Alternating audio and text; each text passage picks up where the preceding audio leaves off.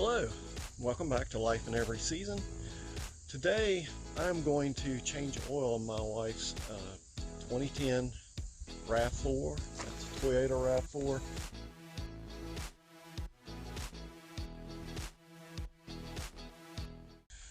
When I get started, I like to take a couple of just plastic bags. This is where I'll put my trash as I go. Hangs nice on the mirror. And I also like to lay out everything I'm going to need, including any tools. I write down the oil drain plug size. It's 14 millimeters on her car. Hers is a 4-cylinder, not the V6. So, and then this big socket, this is to take the oil filter housing down. A lot of people hate these on the Toyota. I do, just because they're made out of plastic.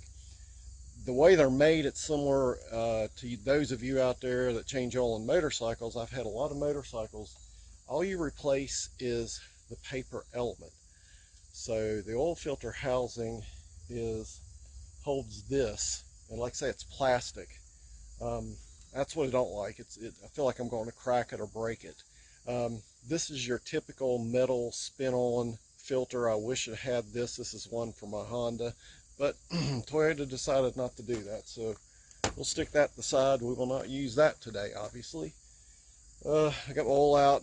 My past is, when I was a teenager, I worked at a full-service gas station, learned how to change oil, change tires, also of course pump gas.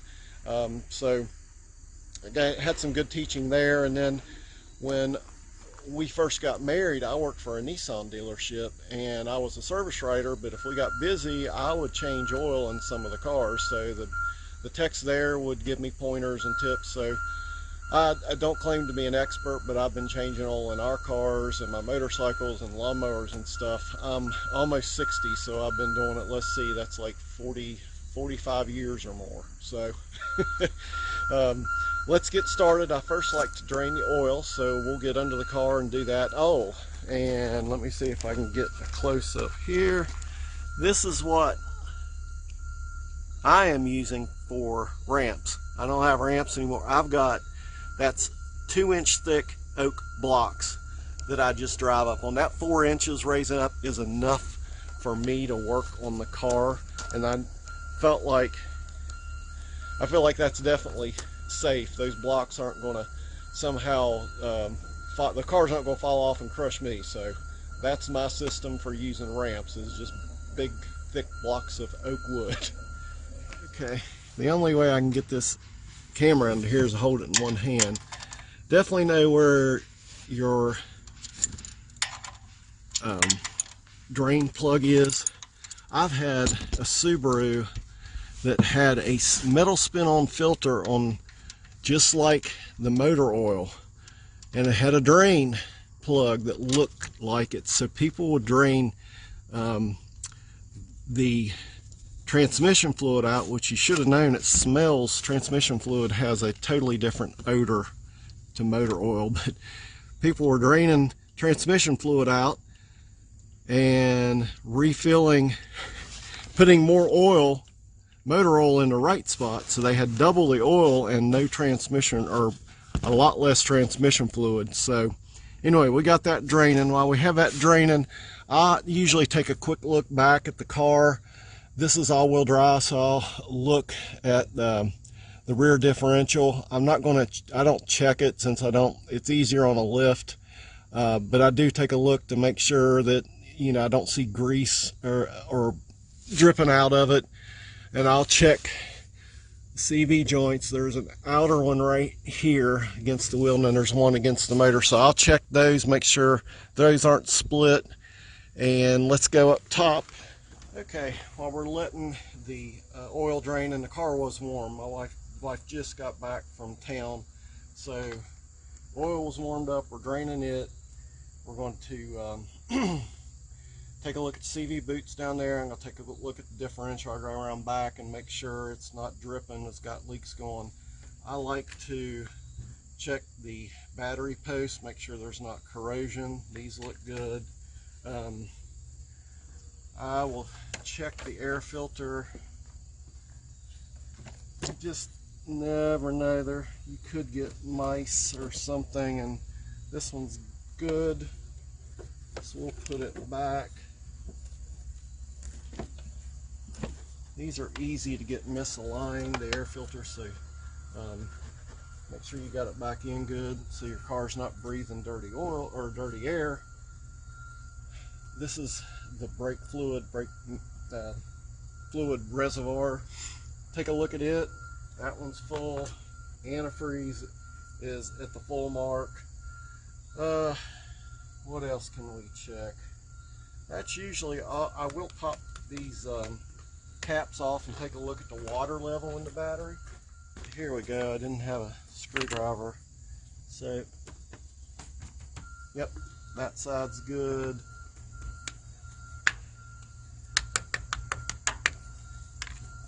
Let's check this side.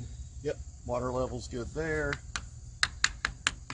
Been lucky with this battery. It's been with the car. We bought it 4 years ago with 120,000 miles. Now it has, this is 195. I didn't mention earlier, I like to change oil every 5,000 miles because it's easy to look at the odometer. It's, you know, changed to 190, now it's 195. It's just visually easy for me to remember to change the oil.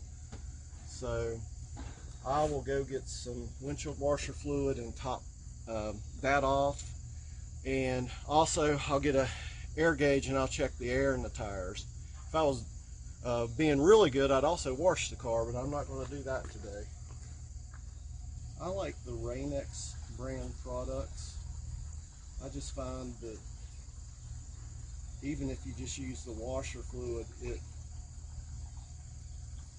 causes the rain to come off the window really well than if it's not treated at all. So there we go. I need some more of this, so that's on my list of things to get. I also didn't mention I'm going to go underneath and put the drain plug back in. I put a new crush washer. These are made out of aluminum. The one for my Honda and the Toyota are close enough, and it's recommended you change these. I have and haven't in the past, but it's always, I've got a huge bag of these now, and so I'm going to put a new crush washer on, tighten that up, and then we'll attack the oil filter. Here is that big socket on this oil filter housing. I'm not sure, there's the lens, so I've got it started. Okay, we're back up top again. Here's the oil filter housing, the old filter. We'll get rid of that. We'll put it down here in my drain pan. And so it fits up like this. It has an O-ring right here we'll replace. And I should tell you that when I put the oil drain plug in with the new crush washer, wipe down all the surfaces, clean your drain plug real good, make sure that there's no dirt or grit that could cause a slight leak.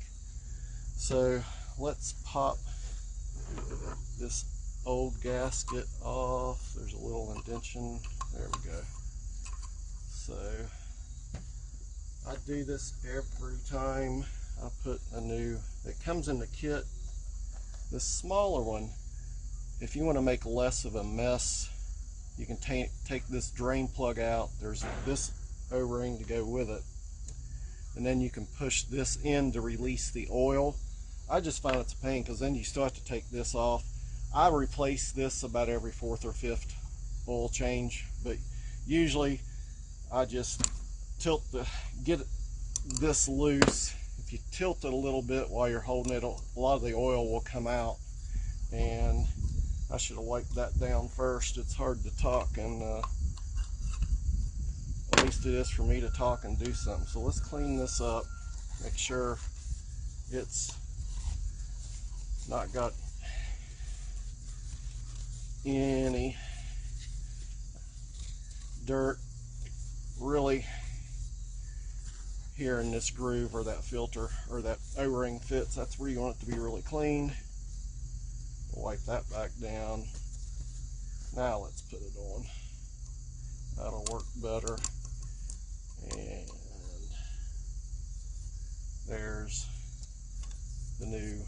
filter. Just goes like that. You just screw it back in so it's ready to go back in. What makes this hard to work on is, at least my oil filter, the wrench that fits this, you have to tap it on. A rubber mallet's best to get it to seat, but it wants to fall down and then slip off, and you're not actually tightening or loosening. And like I say, this is all plastic. I have seen a conversion kit, but it's not, it was so expensive. I'll keep using this. So we'll go back in under, get this taken care of, and then we can put oil in it. Okay, we've got the oil filter housing back in. It takes a lot more pressure to seat that thing than you think it should, and that's why I think it gets broken from a lot of people. It's just, it's one thing. I love Toyotas, and they're my favorite brand of car, but I do not like the way this oil filter is set up to change. I'm wiping down my tools. I don't like to grab my tools. Next time I go to use them, there's oil and grease all over them, so we'll wipe those down. And I've got this vehicle, this is a 5-quart container, and I need a funnel, and I'm gonna give this, there we go.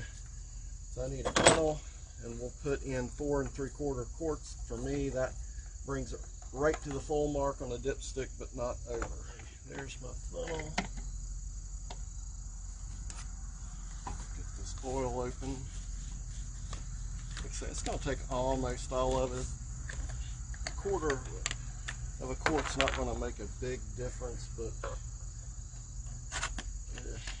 it puts it over the full mark. So, and I never get what they tell you in the owner's manual.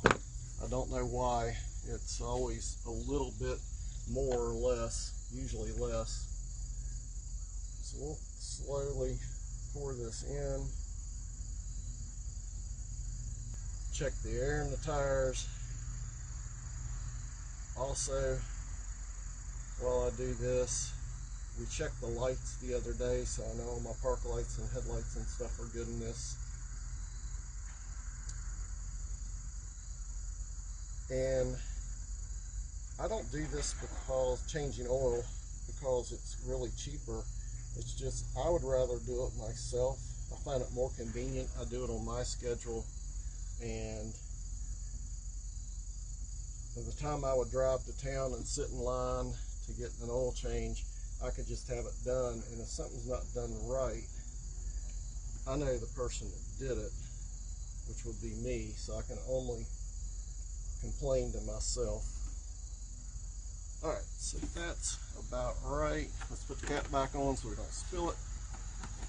And yes, I double check you've got your oil drain plug in and your oil filter housing or oil filter on before you add the oil. I have been so stressed at one point in my life back in my 30s with my job and having 2 kids at home. I didn't put the drain plug in. So, yeah, figured that one out pretty quick. But anyway, waste a little oil, but didn't hurt anything because I caught it. So we'll get a towel to get the oil drips out of that funnel. Right, I'm putting my finger around the top, and I'll wipe it where the oil filler cap goes. I'm just going to make sure there's not any dirt on it. I don't think you have to really worry too much, but let's clean it a little bit as I go. Alright, that should be tight enough. So now we're ready to start the car. I'm not going to show you, but what I am going to do is start it. Keep your hands away from the moving belt, but I'm going to start it. I'm going to go back underneath after it runs for a minute or so and make sure my drain plug's not leaking, because we touched that. And the other thing we touched was the oil filter housing, so we're going to make sure that's not leaking. So those are important things to do. And also, as you start it, make sure your oil pressure light goes off. Last step, I backed the car off the ramps, and I've let this turn the motor off. I'll let it set for 4 or 5 minutes. Oil has a chance to go back down to the drain pan, and then just to double check yourself, go ahead and check the oil. Let's see if we can do this. There we go. And we have oil right at the full mark. So we're going to call this done. I will come back usually in a day or two and just take a quick peek underneath, looking at the oil drain pan and the oil filter, make sure it's not, I don't have any leaks, and then I'll check the oil here. After that, I'll check it once a month or so. So that's all your particular preference, and know your vehicle. If you got an oil leak, you know you've got to check it more often. I've had that with the truck next door. We finally got it fixed. And also remember, take care of your used motor oil. Don't do what Granddad did and pour it in the yard and kill grass. Take it back and get it recycled, and we will catch you on the next one. Hope this was helpful. If it was, like and subscribe. We do all sorts of things on the channel. We're doing car maintenance today, but I just remembered, because we normally do homestead stuff, I forgot to check the chicken eggs, so I got to go do that here in a few minutes. So see you next time. Bye.